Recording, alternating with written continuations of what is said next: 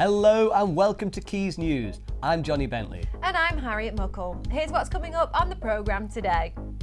No, we're not having to struggle with the food shortages, we're having to struggle with the prices.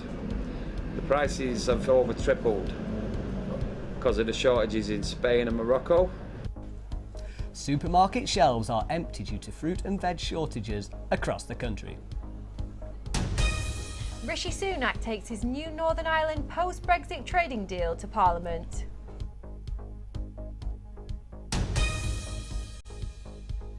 New plans have been developed to tackle air pollution in Greater Manchester.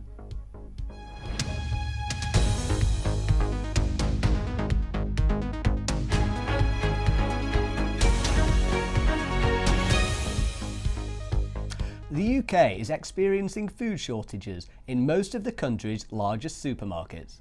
Our reporter Kieran Bradley went to find out why we can't get our fruit and veg. Supermarket shelves are once again empty. Many of the major stores do not have a lettuce, cucumber or pepper in sight. Unlike the pandemic, reasons for this shortage are debated. Whilst many media organisations are blaming bad weather abroad, some greengrocers suggest rising prices may be the problem. No, we're not having to struggle with the food shortages, we're having to struggle with the prices. The prices have over tripled because of the shortages in Spain and Morocco. And the reason the supermarkets are struggling is because they wouldn't pay the farmers the money to grow them in the English greenhouses. I reached out to Asda for a statement. They said, like other supermarkets, we are experiencing sourcing challenges on some products that are grown in southern Spain and North Africa. We have introduced a temporary limit on 3 of each product on a very small number of fruit and vegetable lines so customers can pick up the products they are looking for. I also received a statement from Andrew Opie, Director of Food and Sustainability at the British Retail Consortium, and he said, difficult weather conditions in the south of Europe and northern Africa have disrupted harvest for some fruit and vegetables, including tomatoes and peppers. While disruption is expected to last a few weeks, supermarkets are adept to managing supply chain issues and are working with farmers to ensure that customers are able to access a wide range of fresh produce. Environment Secretary Theresa Coffey has said that the shortage could last for up to a month. It'll be a while yet until we get fruit and veg back onto the dinner table. So what do you think? Get involved in the discussion at Keys News on Twitter using the hashtag #YourViewsKeysNews.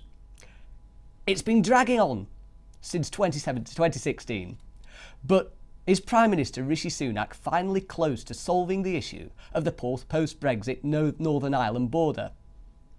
Labour are backing the Prime Minister's proposed Windsor framework. However, concerns remain whether Northern Ireland's DUP will support the proposed protocol. Rishi Sunak has faced both criticism and unexpected praise for how he is settling this potentially historic deal. The main objection is the Unionists and some Conservatives still believe that Northern Ireland is being treated differently. And that in itself is a problem because Northern Ireland is part of the United Kingdom. And as part of the United Kingdom, it shouldn't be treated differently in their view. It should be treated exactly the same as the rest of the mainland. Now, the Prime Minister has boasted that his new Brexit deal puts Northern Ireland in an unbelievably special position because it will have access to both the UK and the EU markets. And he said that this makes it the world's most exciting economic zone. This kind of compromise and concession maybe has to be made in reality. And their objection, therefore, remains the fact that Northern Ireland still appears to have connections to the EU that the rest of the United Kingdom doesn't have. We did not expect, given the words that Rishi Sunak had used in the leadership campaign, we did not expect this level of pragmatism at this stage. It's the first time in a very long time that the United Kingdom and the EU have reached an agreement in which both can be quite honest and truthful with each other. And I think it is the trust that we lost under Boris Johnson and under Liz Truss that had caused such a souring of the relationship with our European neighbours. Now we're going over to Nick Pinnington with our breaking stories. Yeah, thank you guys. Two big stories today. We'll start internationally. A passenger train has collided with a freight train in Greece. The incident took place just before midnight to the north of Athens. At least 46 casualties have been confirmed, but the numbers are expected to increase. The station master of Larissa has been charged with manslaughter by negligence. Back at home in the UK, Matt Hancock, the former health secretary, has disputed claims that he rejected care home COVID advice during the pandemic. It comes after the Telegraph revealed leaked WhatsApp messages.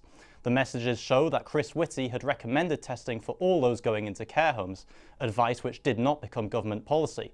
A spokesperson for Mr. Hancock claimed the messages are doctored to create a false story. It certainly doesn't sound like we've heard the end of this. Back over to Harriet and Johnny. Thanks, Nick. The United States has seen some unusual weather this past week. Some are questioning whether climate change is the culprit. Washington, D.C. broke a 150-year-old record by hitting a temperature of 84 degrees Fahrenheit. And there was even snow in California. My word. Eleanor Fletcher has more. The US this week has seen some pretty extreme weathers. Snow in California, record highs in Washington, D.C., tornadoes across Middle America. But is this the result of climate change? Mackenzie Vadas, a senior at the University of Central Florida in studying environmental studies, believes it is.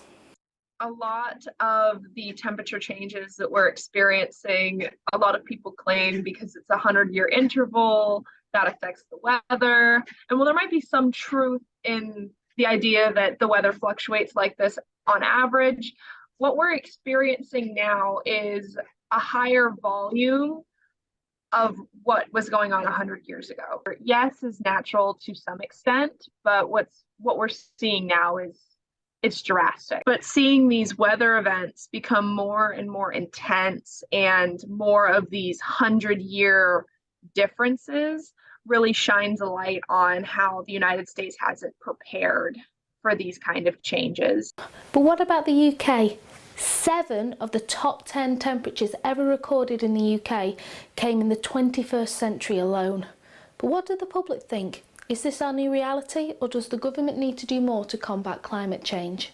Yeah, definitely. I've never known as much extreme weather, especially in this country recently. You know, us Brits are usually like, we don't know what to wear, whether it's going to be hot, cold, snowing, raining. The Environment Agency launched an investigation into the deaths of thousands of fish in the River Bollin. Macclesfield councillor Sarah Bennett-Wake told Keys News, "We very much hope the Environment Agency hold the individuals to account and prevent this terrible event from occurring again." As Thomas Berrington reports, the impact on wildlife is becoming clear. It's not how a beauty spot should look. Normally full of waterfalls and wildlife, the River Bollin became a bubble bath of foam. Since Thursday, thousands of freshwater fish have washed up on the riverbed, killed by the foreign substance. There were huge amounts of foam in the river. Near some of the weirs where it kind of mixes, foam was sort of 3 foot high, maybe expended tens of metres downstream. It was kind of so thick that it was being blown over onto the fields around the river, and it's obviously just killed all the fish for miles downstream. But it's not just the fish that will be affected. Over the weekend there were reports of dogs falling ill after entering the river, whilst local members of the RSPB and birdwatchers are concerned about the impact on aviation. So you've got grey wagtails, herons, egrets, kingfishers. So apart from the grey wagtails, everything else will eat the fish. So they'll obviously, the knock-on effect could be that they could be killed as well as the fish. United Utilities say they are confident they have found the point of entry, but are working hard to find out who's responsible. So everybody's really upset, and it's set back the health of this river several years. It's going to take a couple of years for it to recover, maybe 3 or 4 for the fish numbers to come back up. The National Trust says it's working with the Environment Agency and will continue to monitor the river. The foam in the river has now disappeared, but the inquest will continue as to who or what caused it. According to Clean Air GM, some areas of Greater Manchester have illegal levels of air pollution. The local government has a new plan in place to tackle this problem, but will it be enough? Here's Brendan Cox with more. Initially, Greater Manchester's Combined Authority planned to tackle illegal levels of air pollution with new clean air zones, where inefficient and dirty business vehicles such as lorries, taxis and buses would face daily charges. But last year, the GMCA gave the red light to such plans, preferring instead to adopt a new investment-led approach. Campaigner for Clean Cities, Sarah Rowe, details how important it is to tackle air pollution. When you look at the stats, like over 1,000 people a year, they reckon, die early in Greater Manchester because of air pollution. But Sarah believes that CAS and ULEZ are the way forward. And the legal obligation on Manchester and the Greater Manchester authorities is to bring the pollution under the legal limit within the shortest amount of time possible. The evidence from other clean air zones or low emission zones around the country is that those are the best way to quickly reduce the worst types of pollution. The proposal put forward by the authority once the original plan was scrapped, there would be no charging for people to drive in the zone. We would just encourage people to upgrade their vehicles to a less polluting vehicle. The government has come back to the authority on that plan to ask for some more evidence. So the government is obviously not sure that what the authority has proposed would help us to reach the limit.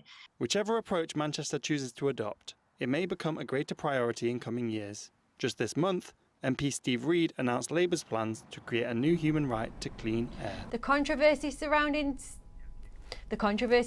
sex work and human trafficking has reached new heights. Manchester event The Sex Industry, a job like any other, aims to end this dispute with an existing law named the Nordic Model. Here's Adam Kahn. We're here at Quakers Friends Meeting House, where thought-provoking debates happen every day in Manchester city centre. Me and Paige Summers have come to investigate a very special event happening today. Gender stereotypes is at the heart of everything we've spoken about today. It's at the heart of violence against women and girls. So why is it exactly that we are telling our boys this is how they're supposed to be, and then writing headlines like, "We're shocked that child-on-child abuse in primary schools are at record numbers"? Why are we shocked? Malawi is one of the poorest countries in the world, and we know that poverty and a lack of alternatives make women and girls vulnerable to entry into prostitution. We've come across so many cases of women being trafficked by truck drivers to South Africa. More people will buy sex because it's completely and utterly normalised, and so we just see massive increases in demand. So to give you some figures, the scale of the prostitution market in Germany is 30 to 40 times what it is in Sweden. So Yeah. Sweden has the Nordic model, and then Germany has, it's regulated, so it's legalised but regulated is what they say. Say regulated, it's legalized but regulated. Does that mean that the people working in the sex industry are safe, or how do you make those women safe at all in that industry is my question. It's a great question, and the answer is you can't. So legalization, decriminalization, it doesn't lead to women being safer in the sex industry. Legislation sets the tone for a country. So if a country says in law that you cannot buy another human being, that has a normative effect on the rest of the country. And now we've got Arthur with sport. Thanks, guys. So when you think of the typical English football fan, a few things come to mind. Stella, pies, topless on a cold winter's night. But the words hummus and celery never really enter the conversation. Well, the dedicated fans of West Didsbury and Chawton AFC are changing all of that. I went down to a game last night to find out more. In a middle-class suburb of South Manchester, in the 9th level of the English football pyramid, a growing fan base is gathering to support their local team with songs about hummus and celery. West, west, wherever you may be, we eat hummus and celery. We don't eat meat, we look for play. We are Chawton and West Didsbury. Come on, West!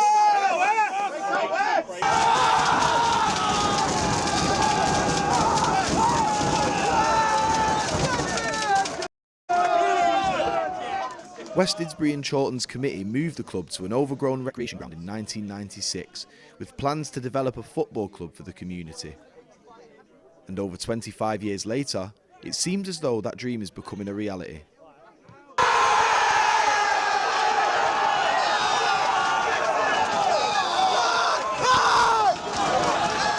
Chawton, there's a lot of young people, there's a lot of young professionals and students, and there's something about the club, the ethos of the fan base, and the fact that, you know, you're coming down and having a lot of fun. It's not too kind of aggy like quite a lot of professional football or semi-professional football tends to be. So this is kind of like a nice antidote to some of the worst aspects of pro football. The team, which was originally founded back in 1908, are smashing attendance records more and more frequently every season. But why now? It's a nice club, it's a lovely atmosphere. You know, the people that are involved in the club are really nice people. And I think the fans have just bought into that. It's probably like the sense of community. You know, it gets people from, you know, all over sort of South Manchester along here, West Didsbury and Cheltenham. It's nice and close to the pubs as well, and it's just a great atmosphere, both for like big football supporters and also kids as well. Lots of chanting, lots of singing, and it's just a good place to be. Behaving sensibly. With Football League ticket prices on the rise, this small community club may be the new way forward for local fans to come together. You're a big football fan, Arthur, but could you ever imagine singing about hummus and quinoa in the stadium? Well, I think quinoa might be a step too far, Johnny. It's a bit dry for me, but you know, maybe a little bit of hummus with some nice pita bread. I could definitely get behind that. What would be your #1 snack at football if you could choose? Anything affordable at this point, Harriet. I paid £6.80 for a hot dog the other day. You're at Old joking? Trafford. Shocking, shocking. Well, my personal preference would be steak, bake and a Bovril. Now, it's absolutely freezing in Manchester, isn't it, Johnny? And I could do with a holiday. Yep. Now, where's the best place you've ever been on your holes? Actually, South Korea, Harriet, and that was a solid -2 at the time. You're joking? Well, I might have a new place for you to add to the list. Before now, the Grey Skies of England might not have been on your holiday list, but soon you might be swapping the Maldives for Morecambe. Morecambe has been voted one of the top 10 places to staycation in the UK.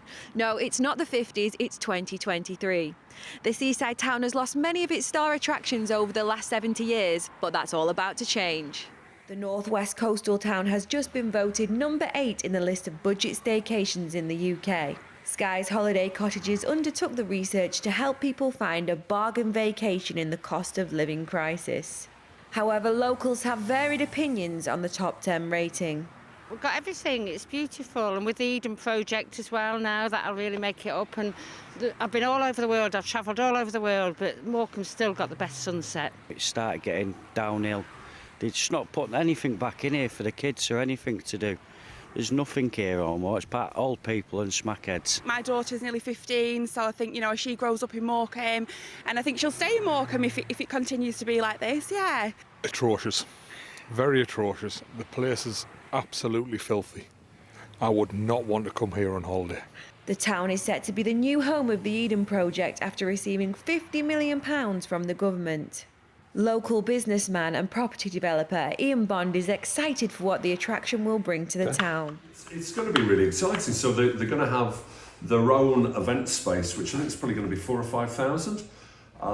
I'm involved with a building that's got about 1,100 capacity. You've got the Winter Gardens with, I think, under 2,000. So it's going to make the town a real destination for festivals, weekend events, and it's just going to give so much back to the area. I think the town's going to be totally re-energised. I think all these dilapidated buildings are going to be brought back to life. But yeah, I think it's just going to be incredible, and it's just going to be a lonely prom. Why Morecambe? Why are you investing back in Morecambe? For me, I think the view and the people of Morecambe, and yeah, it's a special place. Well, it's lovely to see my hometown doing so well. Do you think you're going to be going to Morecambe on your holes? Oh, I don't know. I mean, I used to go to Blackpool a bit when I was younger, actually, and that had seemingly, well, we were quite close to it. And I think the two places have a little bit of vibing, similar vibing. So maybe, you never know. You never know. Let's see what the future holds. Absolutely. Thanks for joining us on Keys News. Be sure to follow our social media at Keys News for all of the latest updates. Bye for now.